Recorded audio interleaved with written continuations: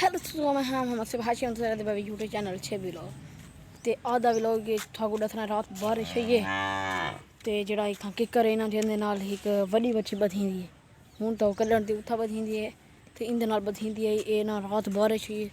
ते रात जड़ी अंधारी है ना थाकू क्या दसो एडी अंधारी है ये नुकसान थी गया ते गन्ने दा ओ थाकू गन्ना झूल के दिखने है असल लाए कि यार के बता करे ना हैं हैं अच्छा तो लोग बात ये व्लॉग कौन ही आता है मसरूफ बंदा क्या ये केंदे पैसे केंदे हाँ ते अम्मा को आपने में ना ओ मुनी भाई माँ की कन गई भी यार उठेड़ ते कर माँ की पैवे थी अच्छा थाको गन्ना दिखे नहीं पाए दूर के पता नहीं इधर को ये गन्ना आई है दूर के ओए होए होए होए होए बड़ा नुकसान थी गया यार है देखो तो सही किवें ठट्टा गए बारिश से नाल अंधारी नाल देखो गन्ना ठट्टा गया था तुला डेठा ही तेरे मामे दा गन्ना ही ओए होए है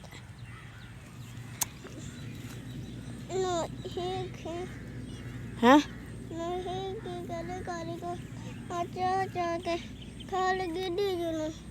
ना अगे हूँ छोड़ देना नुकसान दिया पे तो आ चार खा जो गिदी जो ये गन्ना कच्चा ना जेड़े पक्षी ना अगर पक बने आ हूँ तो पता नहीं लेटा पे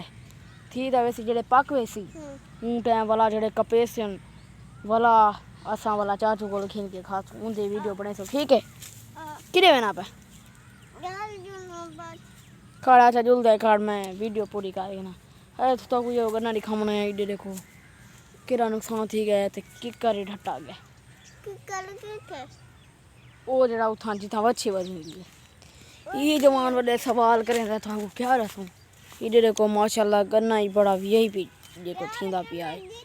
लेकिन देखो कैसे कितना गिद्दड़ गन्ने गिद्दड़ हो ना वो छमे को पता कौन है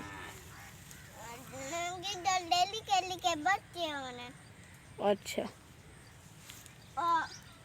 पिछी आई भी हैं वहां के कर ना इथा ना कर गंदा बच्चा अच्छा इधर काम वाले को जितना खड़ा हुए पिछी आई उथा ही बात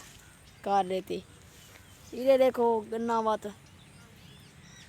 नुकसान बड़ा थी गया ते बात व्लॉग करने पैदा है इधर को फायदे डिंगे तक व्लॉग करने पैदा है जैसे यूट्यूब चैनल को सब्सक्राइब करने दा जल्दी सारे यूट्यूब चैनल सब्सक्राइब करे ते आ तक जरूर कड़वे जेड़ा सगड़े दा फेसबुक ते ओ भी जरा फेसबुक करे जा फॉलो ते बोला सदा को मिलते हैं अगले वीडियो में।